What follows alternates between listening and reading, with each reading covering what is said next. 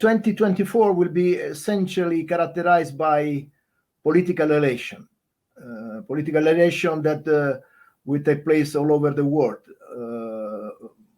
More than half of the world population will be called to the polls. In addition to the European elections, 4 million of voters will be called. The election will take also place in some of the most populous countries in the world: Brazil, India, Russian Federation, Mexico, and United States. The current conflict could spread and escalate to an increasingly dangerous level, involving maritime traffic in the Red Sea, where attacks from the Houthi, allied with Iran, are taking place during these days, just recently. Also, there is a real danger of an extension of the conflict at regional level due to Hezbollah attacks from the southern region of Lebanon to Israel. However, we also accept the fact that the area has long been subject to this moment of serious crisis.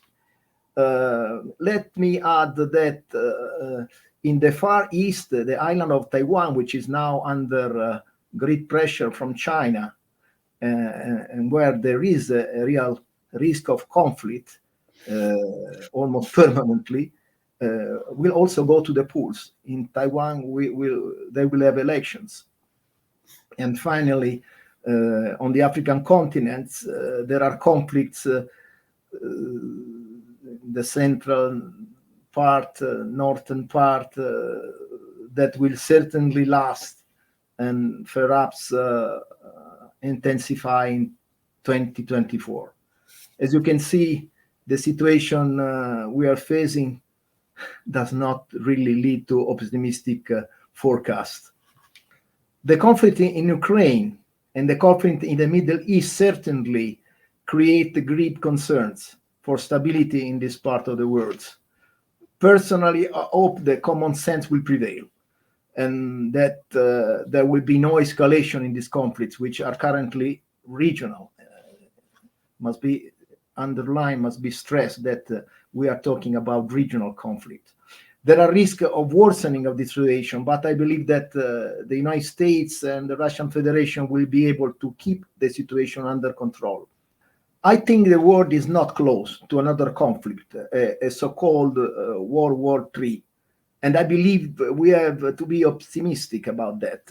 I do not share the view of those who consider the sum of the wars currently underway to be a low-intensity world war. I strongly trust in the ability of great powers such as the United States, the Russian Federation, and China to keep these frictions on reasonable terms.